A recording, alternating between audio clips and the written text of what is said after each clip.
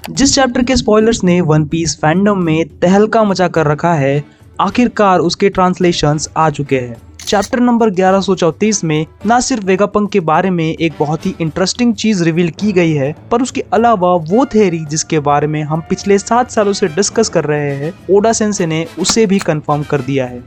वो थ्योरी है शैंक्स के इविल ट्विन की। लगभग 7 सालों से वन पीस फैंडम में ये थ्योरी डिस्कशन का पार्ट है कि जब गॉड वैली में रॉजर को शैंक्स मिला था, वो किसी और का नहीं बल्कि फिगारलैंड गार्लिंग का बेटा है, और साथ ही उसका एक और बेटा है जो कि शैंक्स का ट्विन है, जिसे हमने चैप्टर नंबर 907 में गोरोसेस से बात करते हुए देखा था।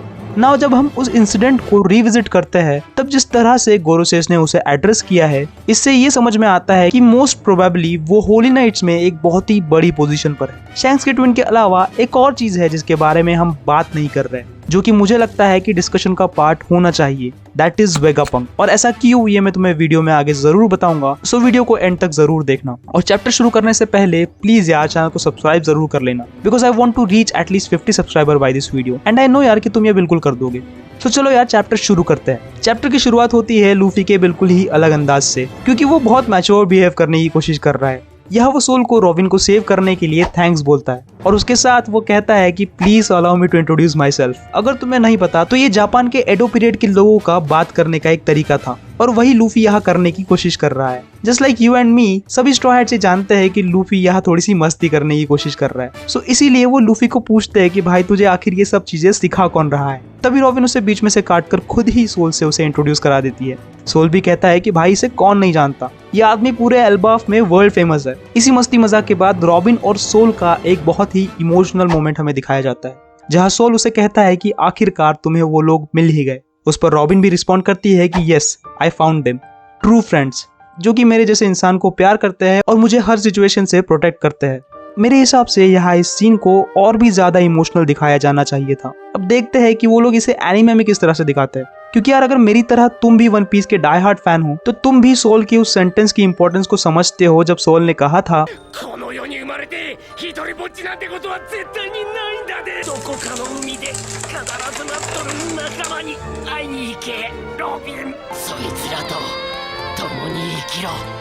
खैर अब तक बाकी स्ट्रॉ हैट्स भी इमोशनल हो चुके हैं और वो रॉबिन से कह रहे हैं कि भाई तुम्हारे लिए तो हम जान भी दे देंगे। तब हमें एक और बात पता चलती है कि भाई सोल भी पहले मरीन था। जब वो लूफी से कहता है कि एज अ एक्स मरीन वो इस बात को अच्छे से समझता है कि भाई एक एम्परर कहलाना कोई मामूली बात नहीं है। नेक्स्ट हम देखते हैं कि लिलिथ अपने आप को सोल से एज वेगापंक इंट्रोड्यूस कराती है। सोल उसे नहीं पहचान पाता क्योंकि लास्ट टाइम वेगापंक 20 साल पहले एल्बाफ आया था, और जब वो यहाँ आया था वो एक आदमी था। और यहाँ सोल भी कंफ्यूज होकर उससे पूछ कि भाई जब लास्ट टाइम हम मिले थे तब तो एक आदमी था, अब औरत कैसे बन गया। लिलिथ जिनबे से एक बॉक्स मांगती है। जिनबे जब उसे पूछता है कि भाई इस बॉक्स में क्या है, तब लिलिथ कहती है इट्स वन ऑफ मी, यानी कि इसके अंदर मेरे जैसा एक और सैटेलाइट है। जहां हम लूफी का ये वाला पैनल देख सकते हैं, जहां वो बिल्कुल शॉक है कि भाई इतने सैटेलाइट्स क्या कम थे कि एक और आ गया है। लिलिथ आगे बताती है कि यहाँ थोड़ा ट्विस्ट है, ये मेरे और बाकियों की तरह कोई नॉर्मल सैटेलाइट नहीं है, बल्कि ये वेगापंक की एक परफेक्ट कॉपी है। और यह मैं एक बात सोच रहा था कि भले ही हमें इस समय इस क्लोन के बारे में कंप्लीट इन्फॉर्मेशन नहीं दी गई है, पर यार ओडा सेंसे को हम जानते हैं, वो अपने सारे पत्ते एक साथ कभी नहीं खोलते। सो यहाँ पर भी कुछ ना कुछ सीक्रेट होने की पॉसिबिलिटी है। हो सकता है कि वेगापंक का ये सिर्फ अकेला क्लोन ना हो, बल्कि अब तक हमने जिसे एगेड आइलैंड पर देखा वो भी एक क्लोन ही हो, और असली वेगापंक नाम की कोई एंटिटी एग्जिस्ट ही ना करती हो। और जो एगेड आर्क में मरा था वो भी वेगापंक की स्टेला का एक क्लोन ही था। ये सब हो सकता है वेगापंक का एक प्लान, जिससे वो अपने आप को हमेशा जिंदा रख सके और अपनी रिसर्च को हमेशा कंटिन्यू कर सके। वो जैसे ही मरने वाला हो वो अपना एक क्लोन बनाकर पुराने स्टेला की सारी इंफॉर्मेशन उसमें फीड करता जाए, और पुराने स्टेला के मरने के बाद नए स्टेला से अपना काम कंटिन्यू करे। पर अब सवाल उठता है कि उसके नॉलेज फ्रूट का क्या, और अगर वो बार बार मर रहा है तो उसका नॉलेज फ्रूट बार बार उसके पास कैसे आ रहा है। तो यार इसका आंसर है कि उसके पास उसका नॉलेज फ्रूट बार बार नहीं आ रहा है, और उसे अब इस फ्रूट की जरूरत भी नहीं है, क्योंकि वो सारी इन्फॉर्मेशन तो पंक रिकॉर्ड में स्टोर कर रहा है। जैसे ही नया स्टेला आता है वो पंक रिकॉर्ड से सिंक करके सारी इन्फॉर्मेशन अपने आप में फीड कर लेता है। तो यार इसकी पॉसिबिलिटी भी बढ़ जाती है कि अब नॉलेज फ्रूट किसी और यूजर के पास हो। इससे सबसे बड़ा सवाल ये उठता है कि अगर ये बात सच है तो आखिर वेगापंक की असली एज क्या है, और वो आखिर कब से जिंदा है। क्या वो भी एंशिएंट किंगडम का एक पार्ट था, इसके बारे में तुम्हारी क्या सोच है ये मुझे कमेंट में जरूर बताओ। खैर चैप्टर पर वापस आते हैं और यहाँ हम देखते हैं कि लिलिथ प्लान कर रही है अब अपनी नई लैब को यहीं पर बनाने का, जिससे वो वेगापंक और कुमा को ठीक कर सके। जस्ट लाइक बोनी, हम सभी चाहते हैं यार कि कुमा वापस से ठीक हो जाए और वेगापंक के ठीक होने से वो सारी की सारी चीजें हमें पता चले जो एगेट आर्क पर इनकम्प्लीट रह गई थी। लेकिन ये सब इतना आसान नहीं होने वाला, क्योंकि हमने एगेट पर देखा था कि सिर्फ एक वीडियो मैसेज के टेलीकास्ट करने पर वर्ल्ड गवर्नमेंट की इतनी जली थी कि उन्होंने अपने सबसे बड़े एसेट यानी कि वेगापंक को मारने से पहले बिल्कुल भी नहीं सोचा। तो यार तुम सोचो कि अब जब वेगापंक वापस से जिंदा होकर सेम काम करने लगे तो गोरोसेस और गवर्नमेंट क्या क्या करेगी। खैर स्टोरी में हम देखते हैं कि कुछ बच्चे पेड़ के पीछे से सोल को पुकारते हैं और कहते हैं कि सर अगर आपकी परफॉर्मेंस खत्म हो गई हो तो क्या हम वापस से खेलना शुरू करें। यह वो बच्चे सोल की वो चक्कर खाकर गिरने वाली एक्टिंग की बात कर रहे हैं जो उसने चैप्टर नंबर 1133 में रॉबिन के सामने की थी। और यहाँ हमें पता चलता है कि सोल काफी टाइम से रॉबिन से मिलने के लिए इसकी प्रैक्टिस कर रहा था। इससे उन दोनों के बीच का इमोशनल कनेक्ट भी हमें ओडा सेंसे ने दिखाया है। इसी सीन में हमें सोल की असिस्टेंट जो कि आउल लाइब्रेरी की लाइब्रेरियन है उससे भी इंट्रोड्यूस कराया गया है, जो कि स्ट्रॉ हैट्स को स्कूल प्रीमाइसेस के टूर के लिए पूछती है। रॉबिन के साथ चॉपर, नामी और लिलिथ सोल के साथ लाइब्रेरी की ओर निकलते हैं, वही उसॉप, लूफी और बाकी स्कूल प्रीमाइसेस की ओर। यह उसॉप एल्बाफ के फ्यूचर माइटी वॉरियर्स की जनरेशन को देखने के लिए काफी एक्साइटेड होता है, पर उसकी उम्मीद चकनाचूर हो जाती है जब जायंट्स उसे बताते हैं कि भाई ये वॉरियर वगैरह ये सब ना पुरानी ओल्ड फैशन चीजें हो गई है।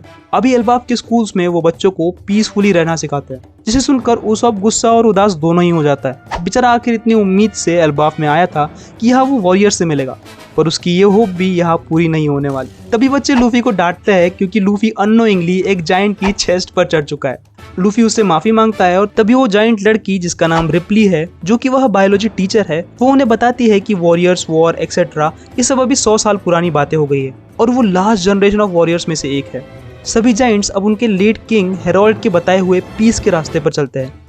वह लूफी को वेलकम करती है और कहती है कि तुम पोस्टर से बिल्कुल डिफरेंट दिखाई देते हो। तभी लूफी कहता है कि भाई वो मैं ही हूँ। उसके जवाब में रिप्ली कहती है कि वो उसे उस फॉर्म में फिर से देखना चाहती है क्योंकि वो उनकी माइथोलॉजी को रिसेंबल करता है। अब यहाँ शायद रिप्ली जॉय बॉय की बात कर रही है। सीन शिफ्ट होता है लाइब्रेरी की ओर, जहाँ सोल रॉबिन और बाकी लोगों के साथ वहाँ पहुँच जाता है और लाइब्रेरी के अंदर कदम रखते ही रॉबिन के हाथ से एक बुक अचानक से गिर जाती है और गिरने के बाद वो रॉबिन से भी बड़े साइज की हो जाती है, जहाँ हमें पता चलता है कि आउल लाइब्रेरी में नॉर्मल बुक्स भी जायंट साइज की बन जाती है ताकि बाकी जायंट्स उन्हें आसानी से पढ़ सके। सोल रॉबिन से कहता है कि आखिरकार वो दिन आ ही गया जब मैं तुम्हें ये सब दिखा सकूं। सोल उन्हें बताता है कि ये सारी बुक्स वो 22 साल पहले ओहारा से लाए थे। उन्होंने पूरी कोशिश की कि उनकी तरफ से वहाँ एक भी बुक ना छूटे, क्योंकि वो सारी बुक्स ओहारा के लोगों के सैक्रिफाइस की वजह से बची हुई थी। तभी उस लाइब्रेरी को देखकर रॉबिन को डॉक्टर क्लोवर का एक फ्लैशबैक याद आता है, जहाँ डॉक्टर क्लोवर भी उसी तरह उसे लाइब्रेरी दिखा रहे होते हैं और वो कहते हैं कि ये है दुनिया की ग्रेटेस्ट लाइब्रेरी।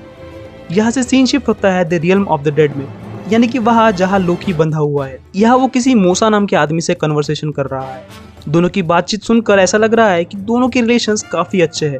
लोकी उसे एक इंसिडेंट के बारे में पूछता है। वो कहता है कि क्या तुम्हें आज भी वो इंसिडेंट उतना ही परेशान करता है? तो मूसा उस पर रिप्लाई करता है हाँ। तब लोकी कहता है कि अगर मैं वहाँ होता तो उनमें से सभी को मार डालता। यहाँ हमें ये क्लियर नहीं बताया गया है कि ये लोग किस इंसिडेंट की बात कर रहे हैं, पर इनकी कन्वर्सेशन सुनकर हमें ये जरूर पता चलता है कि लोकी अपने दोस्तों के लिए कुछ भी कर सकता है। तभी हमें ओल्ड कासल का सीन दिखाया जाता है, जहाँ डोरी और ब्रोगी बैठकर ड्रिंक्स एंजॉय कर रहे होते हैं। तभी हम देखते हैं कि कासल के जमीन पर वही सर्कल्स बन रहे हैं जैसे कि हमने एगहेड पर देखे थे जब गोरोसेस वहाँ अपीयर हुए थे। लेकिन अनलाइक दैट टाइम इस बार इन सर्कल्स पर कोई भी नंबर नहीं है। उन सर्कल से निकलते हैं दो ब्लैक क्लोक पहने हुए लोग। एक के बारे में तो हमें डायरेक्टली बताया गया है कि ये हुडेड शैंक्स है, पर दूसरा बंदा या फिर बंदी जो कि पूरी तरह से बैंडेजेस में कवर है, उसके बारे में हमें कुछ नहीं बताया। और इंटरपोलर्स अपीयर इन फ्लैश इस वार्निंग के साथ। इंटरपोलर का मतलब होता है वो लोग जो किसी पर्टिकुलर सिचुएशन में अनवांटेड होते हैं, यानी कि सादी सिंपल भाषा में एनिमी। सो इसी के साथ एक्सप्लेनेशन खत्म। और यार अगले हफ्ते ब्रेक है, तो तुम अपना टाइम बहलाने के लिए लेफ्ट वाली वीडियो पर क्लिक करके मेरी पुरानी वीडियोस देख सकते हो, और बाकी चैप्टर के एक्सप्लेनेशन के लिए राइट वाले आइकन पर क्लिक करके मुझे जरूर से सब्सक्राइब कर सकते हो, ताकि ऐसे ही वन पीस और बाकी एनिमे से रिलेटेड चीजें तुम मेरे चैनल पर देख सको।